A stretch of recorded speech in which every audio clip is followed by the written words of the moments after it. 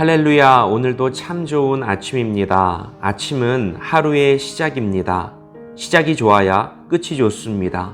오늘을 복된 하루로 만들어가기 원하는데 그러기 위해서 이 아침 우리 함께 말씀으로 하루를 열어갑시다. 여러분, 저는 10여 년 전에 있었던 사소하지만 참 부끄러운 하나의 사건이 아직까지 제 머릿속에 남아 있습니다. 기차를 타고 어딘가를 갈 때의 일이었습니다. 기차표를 보면서 제가 배정받은 자리로 가보니까 제 옆에 누군가가 앉아 있었습니다.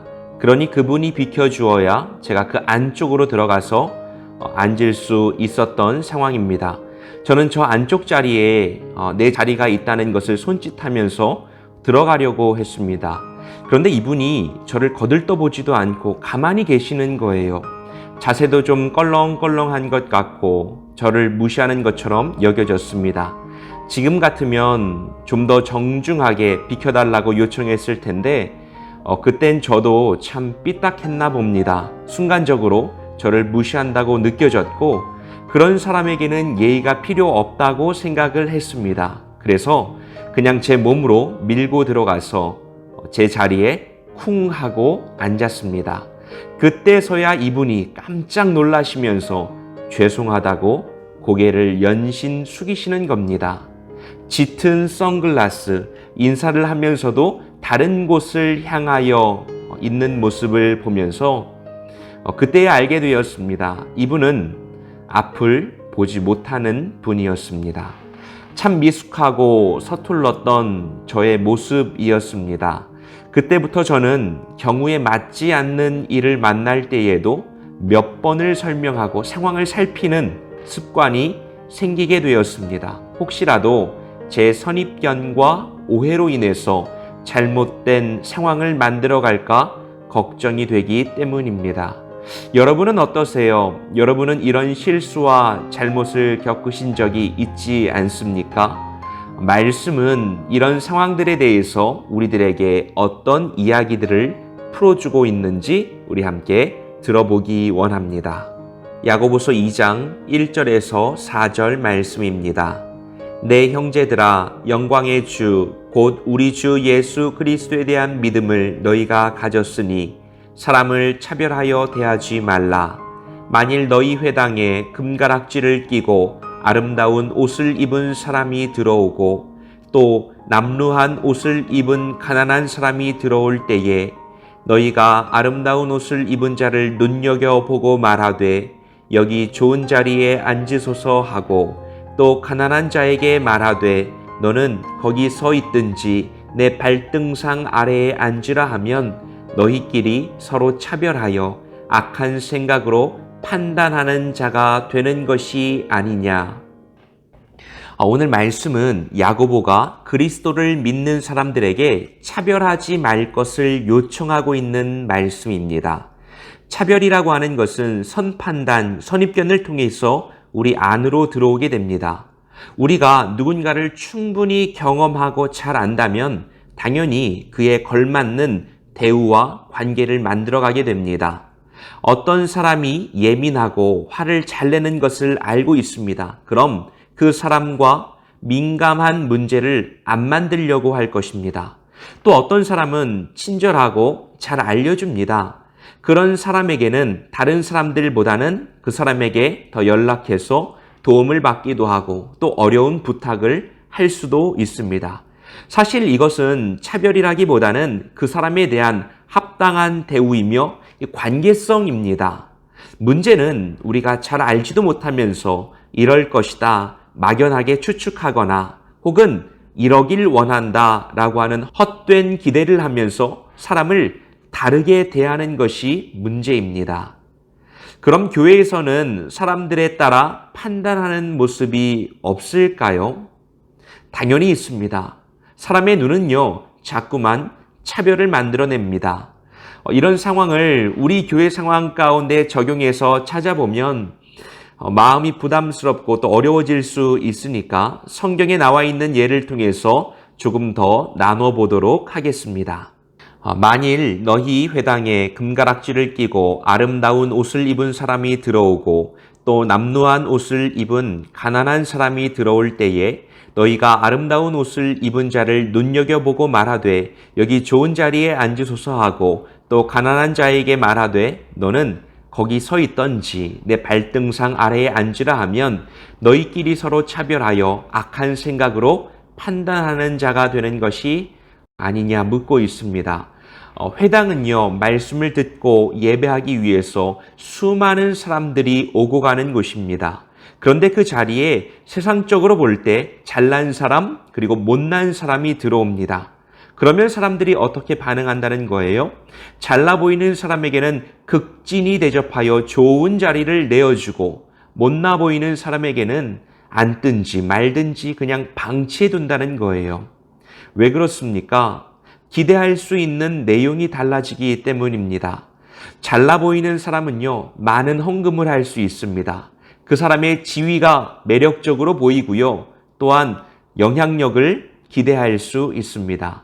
그러나 가난한 사람에게는 우리가 별로 기대할 것이 없습니다. 야고보는 이런 모습을 강하게 비판하고 있습니다.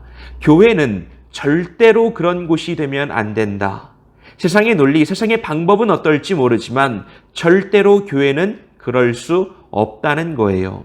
너희 신앙인들 그러면 안 된다 그렇게 말씀하고 있습니다.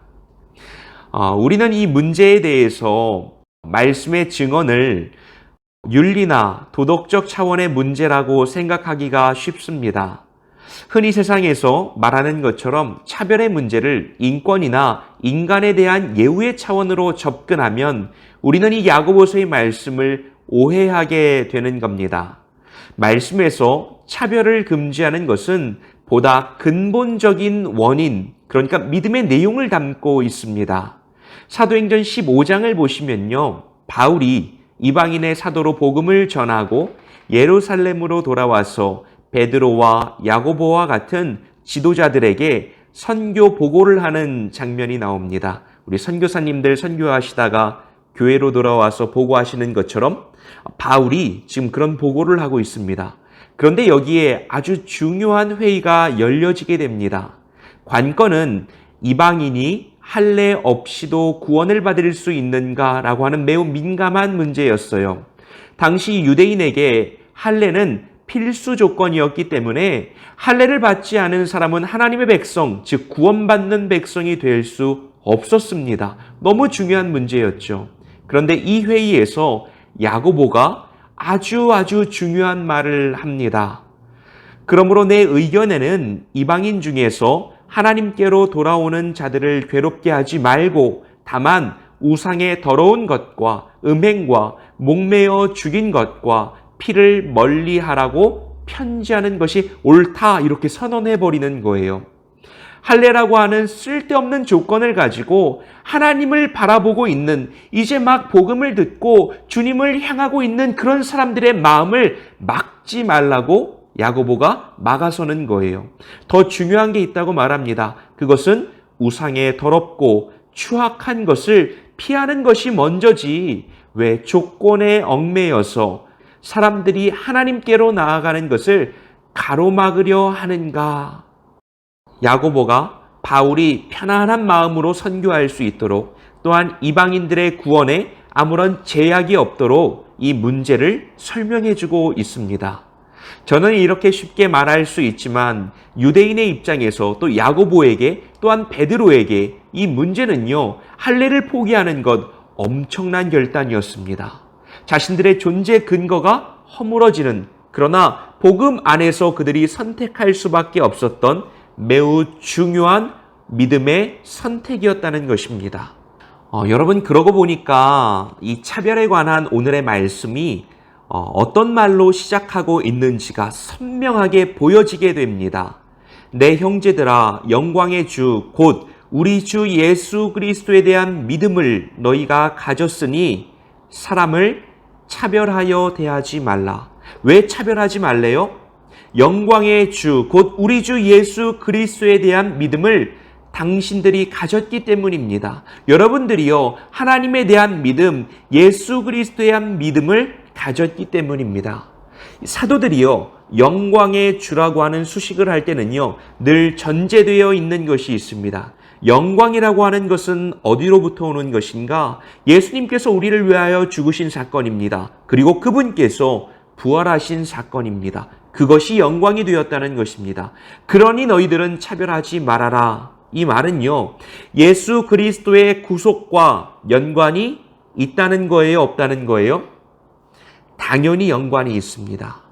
차별은요, 예수 그리스도의 죽으심, 부활, 구속 사건과 연관이 있다는 거예요.